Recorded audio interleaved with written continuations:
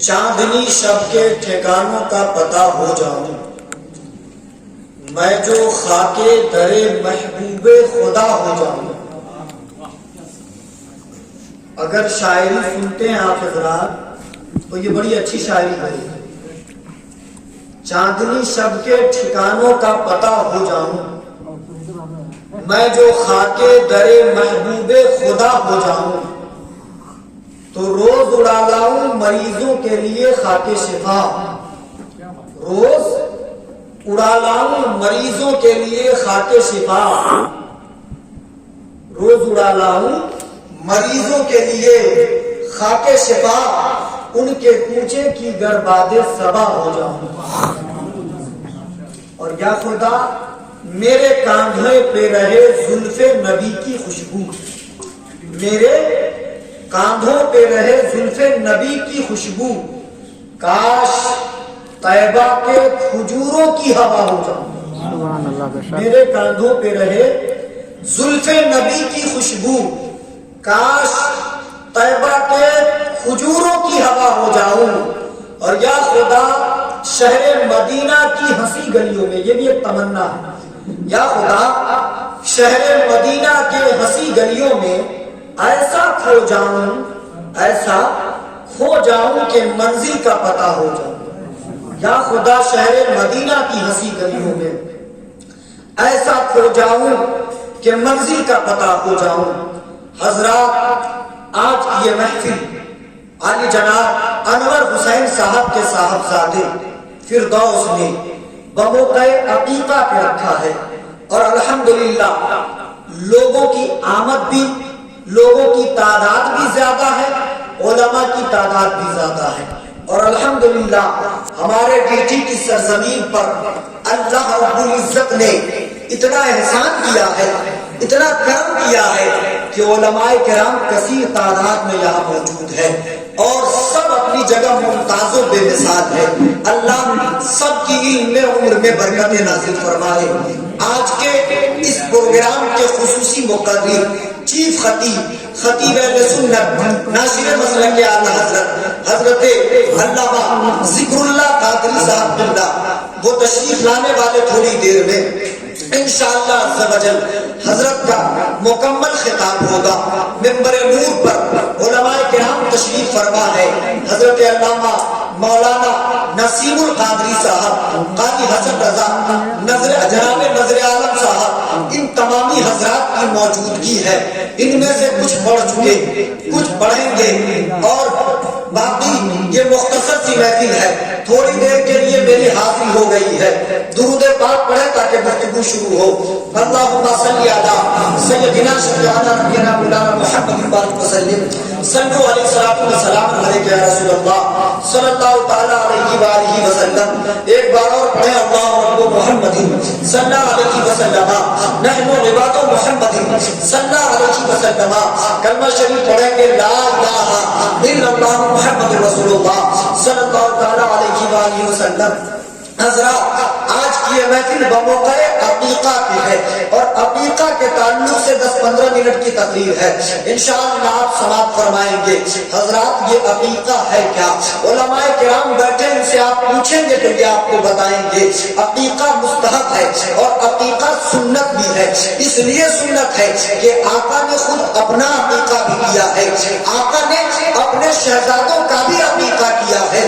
اب سوال یہ اٹھتا ہے کہ آخر ہم عقیقہ کریں ایک بچے کی ولادت کے بعد۔ وہ آیت کریمہ جس کی میں نے تلاوت کی ہے، اللہ فرماتا ہے قل بفضل اللہ وبرحمتہ فبذلک فلیفرحوا۔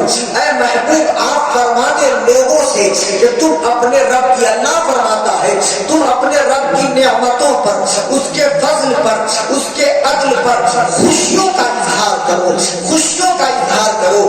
یعنی اگر گھر میں نعمت آئے تو ہمیں حکم دے رہا ہے قرآن کے ذریعے اللہ کہ ہم خوشیوں کا اظہار کریں۔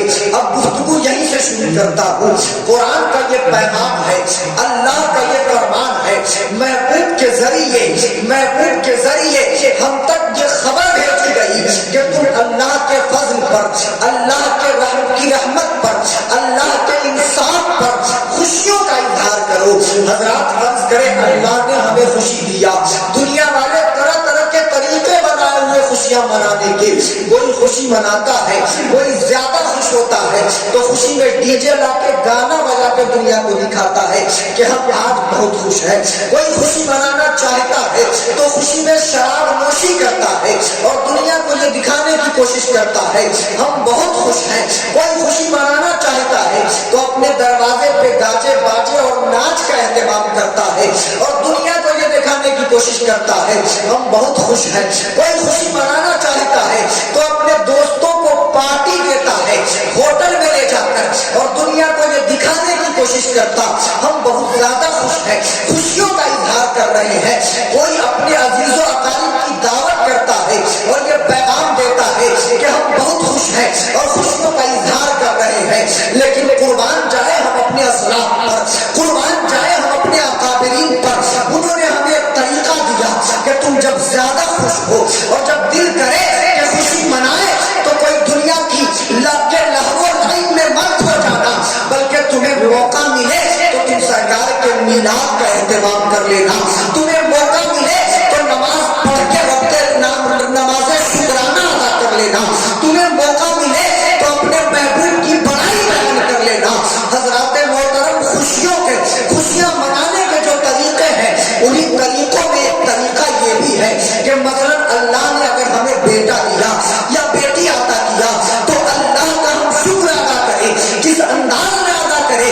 اس انداز میں ادا کریں کہ ہم رب کے ذکر کی محفل کا انعقاد کریں. اس انداز میں ادا کریں کہ سنت طریقے پہ عمل کر کے اپنے بچے کے نام سے عقیقہ کریں, اپنے بچے کے ختنے کا اہتمام کریں, اپنے بچے کو سرکار کی سیرت سنائے اور اللہ رب العزت کا شکریہ ادا کرے.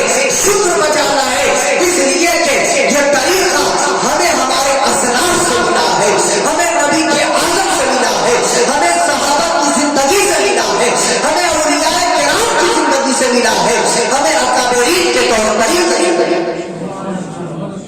حضرات یہ عقیقہ, اب آپ کے ذہن میں ایک سوال یہ پوچھ رہا ہوگا کہ بہت سارے لوگ کرتے, بہت سارے لوگ نہیں کرتے.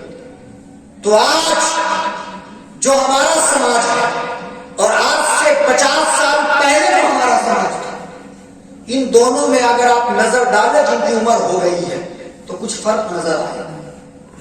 اب بچوں میں وہ شرافت نہیں جو پہلے ہوا کرتی تھی, اب بچوں میں وہ ادب نہیں جو پہلے ہوا کرتا تھا, اب بچوں میں وہ احترام نہیں جو پہلے ہوا کرتا تھا.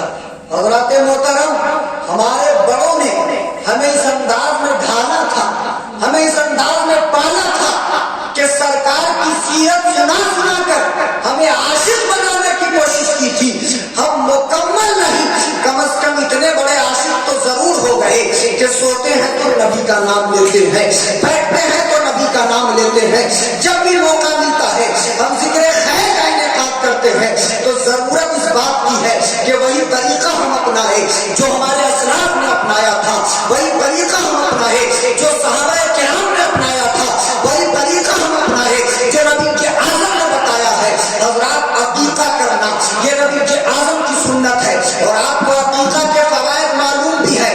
آئیے میں آپ کو بتاتا ہوں. عقیقہ آپ کرو اپنے بچوں کے نام سے, عقیقہ کرو اگر بیٹی ہے تو اس کے نام سے ایک جانور کی قربانی پیش کرو, بیٹا ہے تو اس کے نام سے 2 جانوروں کا عقیقہ کرو, اگر 2 نہیں ہو سکتا تو کم از کم ایک ضرور کرو. اس لیے کہ جو علماء بیٹھے ہیں ان سے آپ پوچھو کہ آپ کو بتائیں گے عقیقہ کے فوائد کیا ہے. ایک بچہ جس کا عقیقہ ہوتا ہے, عقیقے کی وجہ کر اللہ تعالیٰ اسے نیک سیرت بناتا ہے. عقیقے کی وجہ کر اس پر اگر مصیبت آنے والی ہوتی ہے تو ٹال دیتا ہے. عقیقے کی وجہ کر اللہ تعالیٰ اس کے عادتوں اطوار اچھے کر دیتا ہے. عقیقے کی وجہ کر اگر کوئی بلا آنے والی ہوتی ہے تو ٹال دیتا ہے. عقیقے کی وجہ کر بچہ نیک بنتا ہے. عقیقے کی وجہ کر بچہ کی عمریں دراز ہوتی ہے. عقیقے کی وجہ کر بچہ جو جس کے نام سے عقیقہ ہو وہ خود بھی نیک ہوتا ہے اور اس کی آنے والی نسلیں. یہ جو سرکار کی ایک سنت جسے ہم اور آپ اپنی زبان میں کہتے ولپت کر دیے, بالکل ختم کر دیے. کوئی گاہے بگاہے سال میں 1-2 کیس سننے کو ملتا ہے عقیقہ. لیکن سنیے ہمارے اور آپ کے آقا حضور خسرو خوبا سیاح نامکا نازش ہر دو جہاں فخر رسول اللہ سرور انبیاء مالک انسجاں جناب احمد مصطفیٰ محمد مصطفیٰ صلی اللہ علیہ وسلم ارشاد فرماتے عقیقہ کے لیے بچہ گروی عقیقہ کرنا چاہتا گروی ہے وہ بچہ اس کے نام سے عقیقہ ہو. اب کچھ لوگوں کے ذہن میں آ رہا ہوگا کہ ہمارے نام سے تو ابھی تک نہیں ہوا ہم کیا کریں. تو سنیے افضل طریقہ یہ ہے کہ 7ویں دن بچے کے نام سے عقیقہ ہو, اسی دن اس کا سر مونڈا جائے اور بال کے برابر چاندی خیرات یا صدقہ کر دیا جائے. یہ طریقہ ہے اصل. لیکن اگر کوئی 6ٹھے دن نہ کر پائے, کوئی 7واں دن نہ کر پائے, تو اسے چاہیے کہ وہ 14ویں دن پہ کر لے یا 21ویں پہ کر لے. اگر تب بھی نہ کر پائے تو زندگی میں جب بھی موقع ملے وہ کر لے, عقیقہ ہو جائے گا, ثواب اسے مل جائے گا اور عقیقے کی برکت اسے حاصل ہو جائے گا. اگر ہم میں سے کوئی 50 سال کا ہے, اب وہ چاہے تو وہ بھی اپنے نام سے کر سکتے ہیں. کوئی 40 سال کا ہے وہ بھی اپنے نام سے کر سکتے ہیں, ہم بھی اپنے نام سے کر سکتے ہیں, آپ بھی اپنے نام سے کر سکتے ہیں. حضرات محترم, ہماری کامیابی اسی میں ہے, ہماری کامرانی اسی میں ہے کہ ہم سرکار کے سنتوں کو اپنائیں. آپ صحابہ کی زندگی دیکھیں, صحابہ کرام کا یہ طریقہ تھا کہ نبی جو کہہ دیتے وہ اٹل فیصلہ ہوتا, اسے کرنے کی کوشش کرتے, بلکہ کبھی دیکھ لیتے کہ نبی نے ایسا کیا ہے تو زندگی میں جب بھی موقع ملتا آپ وہی کرنے کی کوشش کرتے. ایک صحابی رسول ہے جن کا نام حضرت عبداللہ ابن عمر ہے.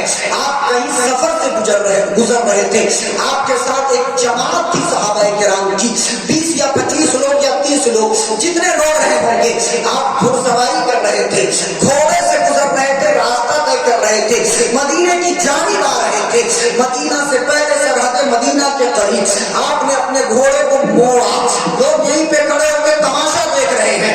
آپ پیچھے جاتے ہیں اور پیچھے جا کر راستے میں ایک پیڑ پڑتا ہے, اس پیڑ کی ٹہنیوں پر جان بوجھ کر اپنا امامہ پھنساتے ہیں, اور جب امامہ اس میں پھنس کے زمین پر گر پڑتا ہے آپ گھوڑے سے اترتے ہیں, اس امامہ کو اٹھا کر چوم کر پھر اپنے سروں پہ سجاتے ہیں, گھوڑے پہ سوار ہوتے ہیں اور لوٹ کر پھر جماعت میں آ کر شامل ہوتے ہیں اور کہتے ہیں چلیے سفر جاری رکھتے ہیں, اپنے گھر کی طرف چلتے ہیں, منزل کی طرف چلتے ہیں. آپ کے ساتھیوں نے پوچھا عبداللہ ابن عمر سے, اے عبداللہ ابن عمر, بات سمجھ میں نہیں آ رہی ہے, معاملہ سمجھ میں نہیں آ رہا ہے, معاملہ سمجھ سے پڑے ہیں.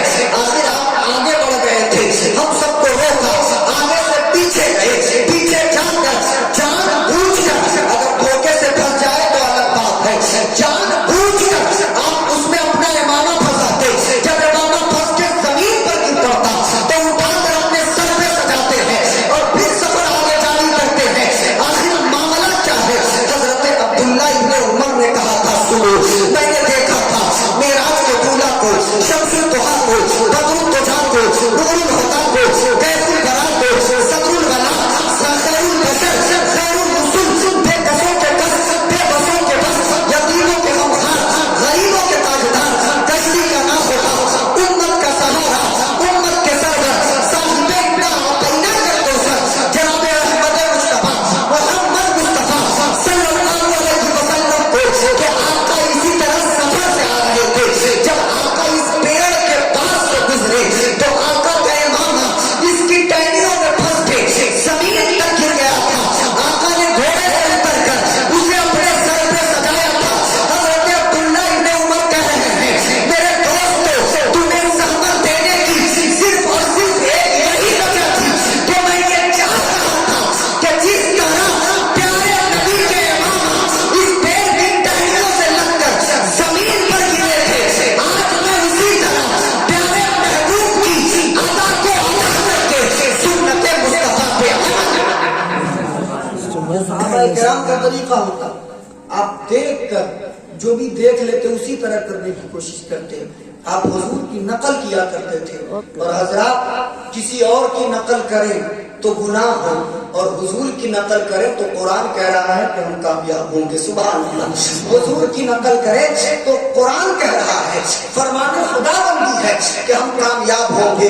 اور یقیناً ہم پہ تو اللہ کا احسان ہے، ہم پہ تو اللہ کا کرم ہے کہ اللہ نے ہمیں ایسا پیغمبر دیا جو سید المرسلین ہے، جو خاتم النبیین ہے، جو رحمت للعالمین ہے، جو شفیع المذنبین ہے، جو طٰہٰ و یاسین ہے. بلکہ شان محمدی ایسی ہے کہ عالم ارواح میں جو میثاق ہوا تھا، اس میثاق میں پیغمبر کرام سے یہ وعدہ لیا گیا تھا کہ آدم نبوت تمہیں ملے گی، عیسیٰ نبوت تمہیں ملے گی، موسیٰ نبوت تمہیں ملے گی، داؤد نبوت تمہیں ملے گی، زکریا نبوت تمہیں ملے گی، یحییٰ نبوت تمہیں ملے گی، سلیمان نبوت تمہیں ملے گی، داؤد نبوت تمہیں ملے گی، موسیٰ اور عیسیٰ نبوت تمہیں ملے گی.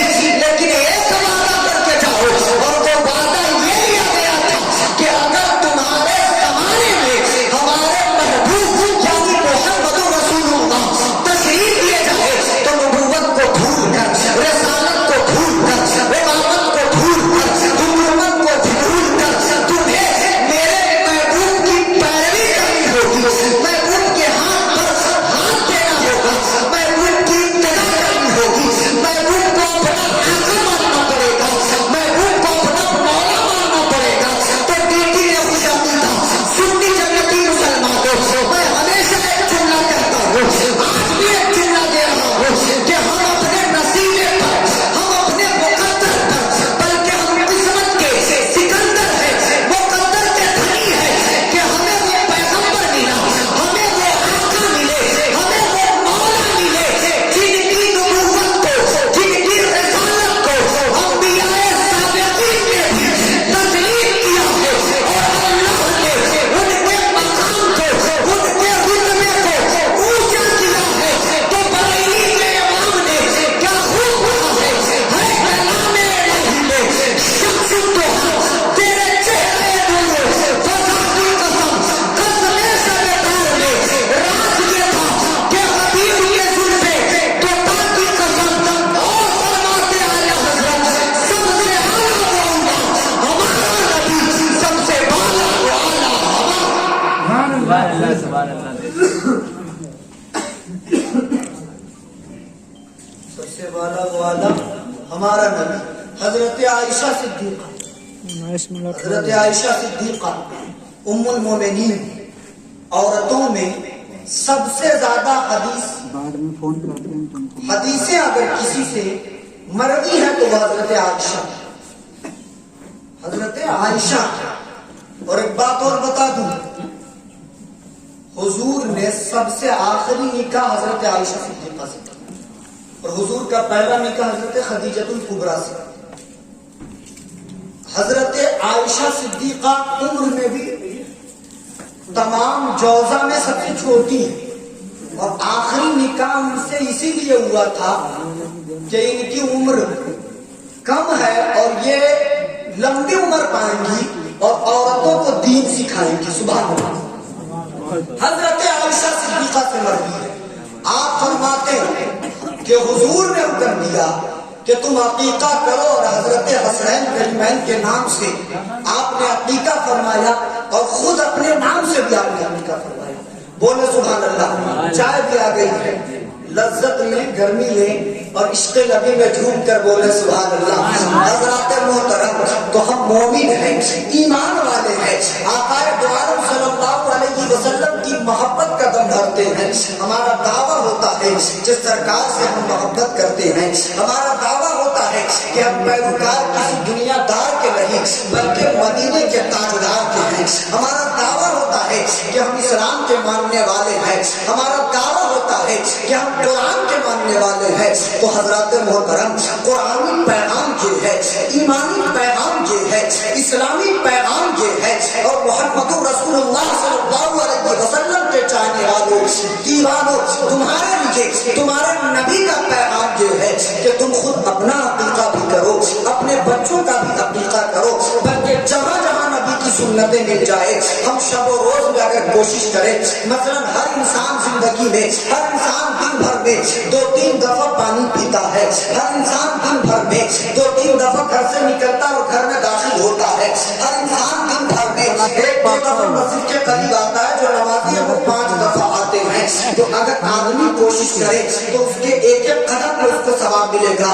فرض کرو آپ یہ معمول بنا لو کہ حضور اکرم نے فرمایا ہے ہم جب بھی گھر میں داخل ہوں گے تو بسم اللہ پڑھ کے داخل ہوں گے، ہم جب بھی گھر سے نکلیں گے تو الصلاۃ والسلام علیک یا رسول اللہ یہ پڑھ کر نکلیں گے، ہم جب بھی پانی پیئیں گے تو بیٹھ کر پیئیں گے اور 3 سانس میں پیئیں گے، ہم جب بھی کھانا کھائیں گے تو دائیں ہاتھ سے کھائیں گے اور پلیٹ صاف کر کے کھائیں گے، زمین پر دانا گرنے نہ دیں گے، ہم جب بھی کسی سے بات کریں گے تو سلام میں پہل ہم کریں گے، کلام میں پہل ہم کریں گے، ہم لوگوں کی غیبت نہیں کریں گے، ہم لوگوں کی چغلی نہیں کریں گے، ہم لوگوں کی برائی نہیں کریں گے، ہم جھوٹ سے پرہیز کریں گے، ہم گناہوں سے پرہیز کریں گے، ہم نشہ آور چیزوں سے پرہیز کریں گے، ہم اپنے آپ کو برائیوں سے بچائیں گے۔ اگر ہر انسان کی عہد کر لے اور ہر انسان اپنے اندر تبدیلی لانے کی کوشش کرے، ہر انسان اپنے آپ کو بدلنے کی کوشش کرے تو قسم خدا کی وہ دن دور نہیں ہے کہ جو شناخت ہماری پہلے ہوا کرتی تھی، جو پہچان ہماری پہلے ہوا کرتی تھی، جو لوگ ہمیں پہلے یاد کیا کرتے تھے، جبکہ پہلے جس انداز میں لوگ ہمیں پہلے مخاطب کیا کرتے تھے، آج بھی وہ دن لوٹے گا۔ مسلمان کا مطلب کیا ہے؟ آپ کہتے ہم ایمان والے ہیں، کلمہ پڑھ لیے، مسلمان کے گھر میں پیدا ہو گئے، ہم ایمان والے ہو گئے، لیکن سنیے ایسا نہیں ہے۔ آپ گزرے ہوئے زمانے کے لوگوں سے پوچھو، غیر مسلم جو پہلے کے تھے وہ یہ کہتے تھے کہ مسلمان ہے اس کی گواہی قبول کرو، یہ جھوٹ نہیں بولے گا، مسلمان ہے یہ کسی کی غیبت نہیں